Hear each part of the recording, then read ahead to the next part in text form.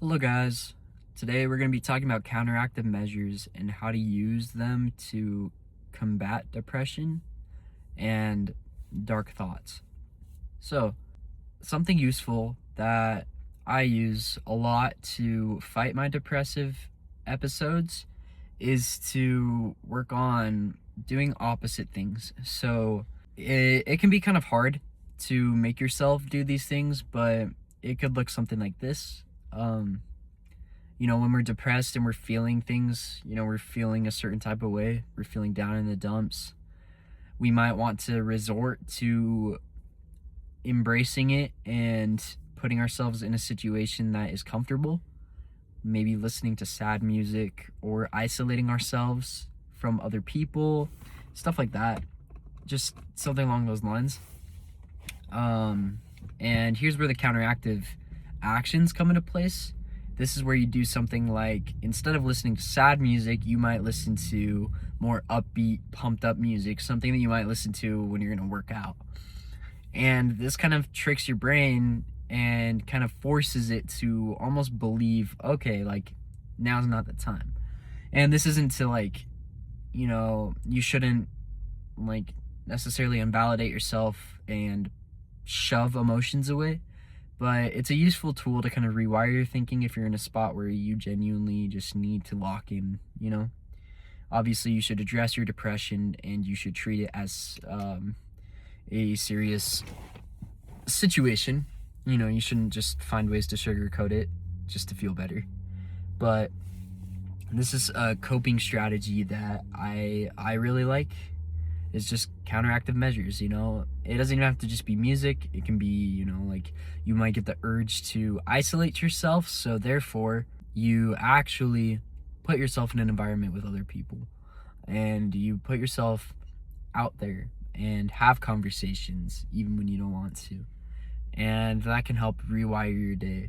Something that I really like to do is to maybe just try and compliment someone, just try and brighten someone else's day, because brightening someone else's day can be contagious. You brighten one person's day and all of a sudden it feels like your day just got a bit brighter without you even realizing it.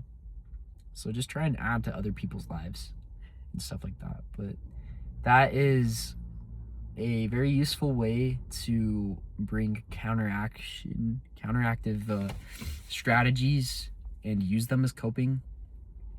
So do things that are good for you, even if you don't want to, and use that as motivation. What I mean by that is stuff like working out or eating healthy, things like that. Things with like health benefits or positive social implications, positive mental health implications. It could be any of the things.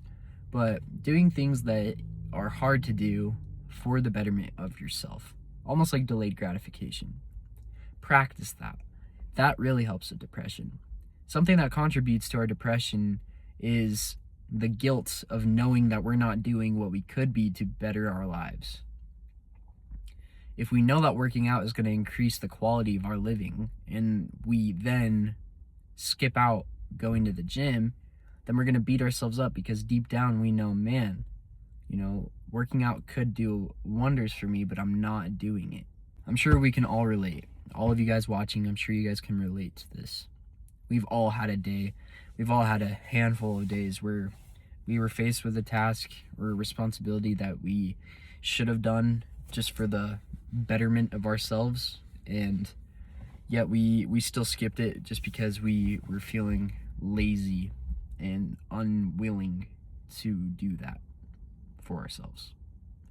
So I think that sometimes you have to make sacrifices for the betterment of your mental headspace.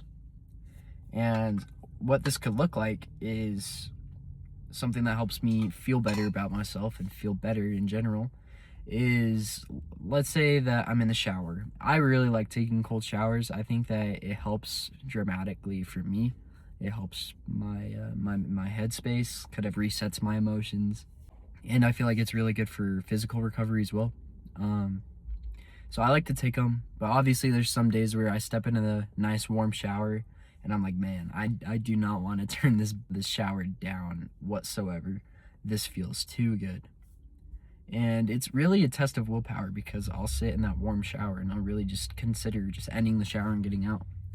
But then I sit there and I think to myself, what would you feel like once you get out of the shower if you don't turn it cold?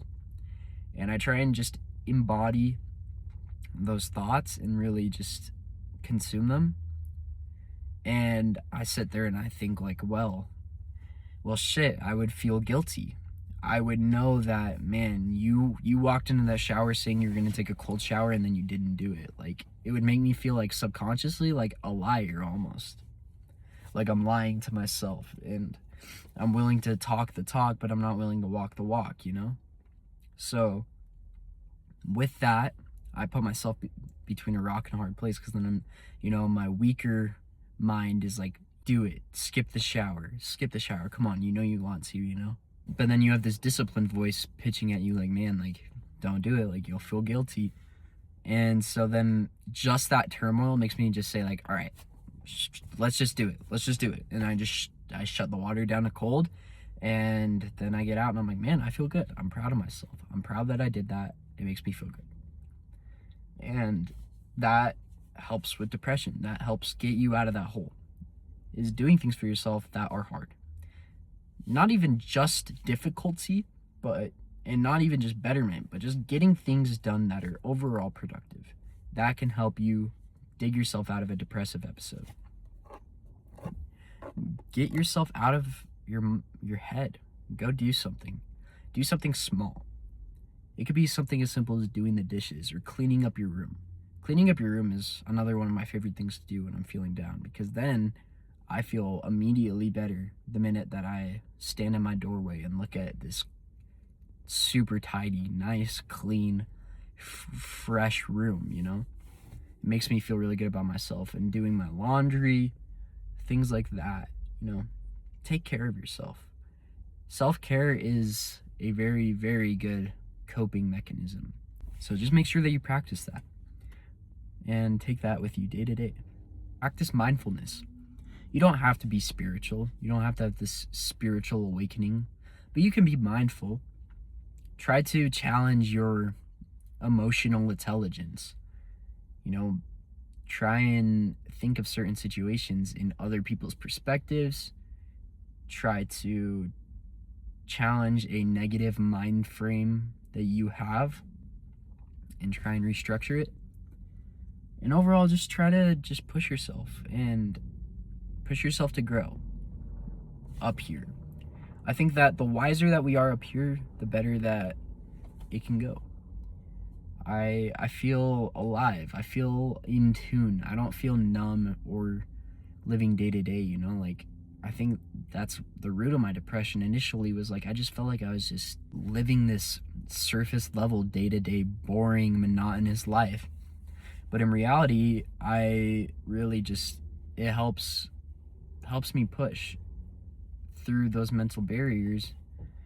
And when I question things and I challenge my mind frame, like, I feel like I'm in tune with something greater. And I think that we could all use a feeling like that of some sort. So challenge yourself, whether it be spiritual or not, that doesn't matter. Just challenge yourself to think in a different way, to open that metaphorical third eye and just really get in tune with something. So that's my little spiel. It wasn't anything too crazy. This kind of plays into the little suicide PSA that I made. I'm trying to broaden my range to just an overall mental health thing. So I'm working on that, but I hope you guys have a blessed day. Please like and subscribe if you enjoyed this content and if you felt like it helped you, and leave a comment. I will catch you guys in the next one. Thank you so much for tuning in. Peace out. Stay blessed.